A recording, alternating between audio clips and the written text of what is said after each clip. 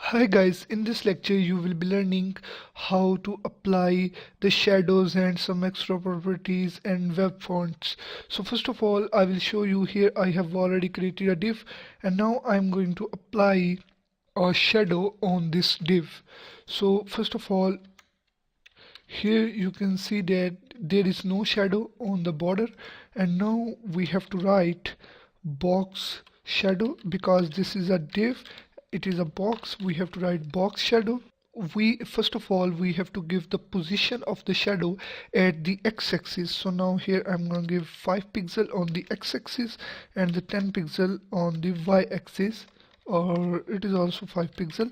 And then we have to give the blur radius of the shadow or the intensity of the shadow. Here I'm gonna write 5 pixel is the intensity of the shadow, and then its color is red. And now let's render it. So here you can see that it is at the x-axis and the y-axis, and here is the shadow. And now we can also give the two shadows to it. Write the comma and then you have to write the x-axis distance for the second shadow and the y-axis distance, and then the intensity, and then the color. Here is the blue, and let's render it. And in this way the second shadow is here. And now we are also able to give the shadow to the text. Here I'm going to write a heading. Here is the heading is h1. Here write heading. Here is its closing tag, and now here I'm going to give it the shadow h1. And here first of all write the shadow. When we are giving the shadow to the text, so we don't need to write the box shadow, we have to just write the shadow. And first of all write the distance for the x-axis, then the distance for the y-axis, and then the intensity of the shadow, and then the color of the shadow. Here let's check it. Here is the heading, and now I am going to change it. Here we have to write the text shadow. The complete syntax is text shadow for the when we are giving the shadow to the text. So here the shadow is given to it. Now I'm going to reduce it to the 5 pixel and make it 5, and it is also 5. And then you will see it clearly. Here you can see that shadow behind the text. And now I'm going to give it the second shadow. Here is I'm going to give 0 pixel for the x-axis, 0 pixel for the y-axis, and then the 5 pixel for intensity. And here is the black shadow, and here is 3 pixel, and it also becomes a 3 pixel. It is also 0 and 0. And let's check it. So here you can see that, but here I'm going to give the color to the text is white. So now let's check it. So here you can see that it is looking awesome. So in this way you can give the shadow to the text and the div.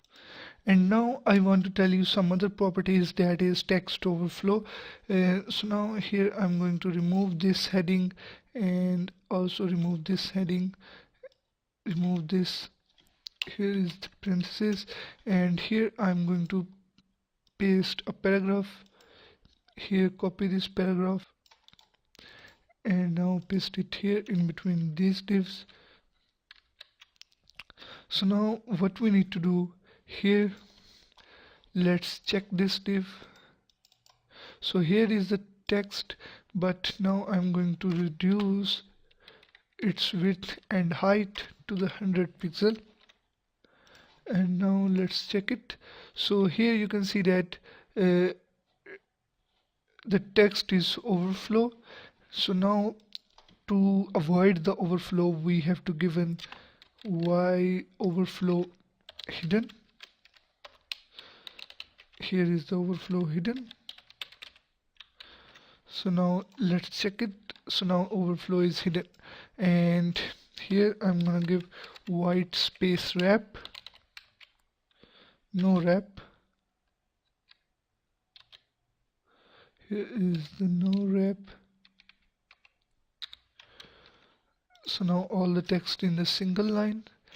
Here all the text is present here, and then I'm gonna give it the text overflow property, text overflow.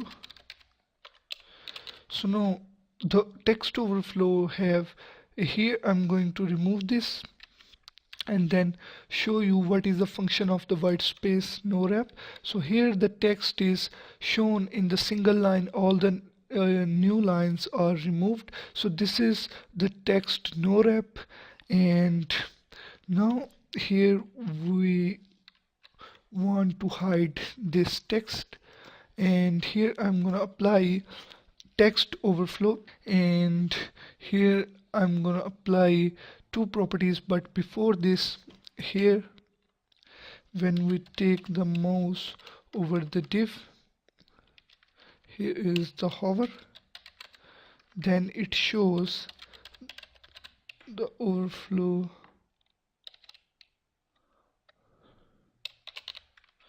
visible. So now the text is visible to the screen when we take the mouse over the text, but here you can see that we cannot judge this, that some kind of text is present here. But if we give the text overflow ellipsis,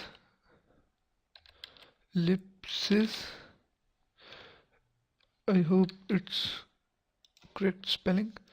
So now here the dots are created, so now you can understand there is a text and you can see in it, and you can also apply another property, that is clip, so the text is become normal.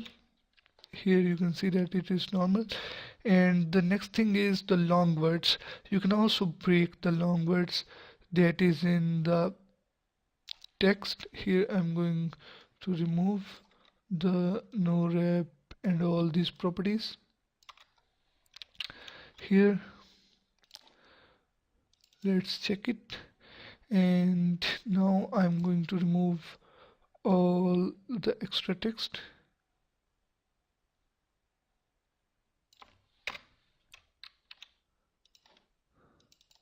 Here is the text, and now I'm going to increase its width.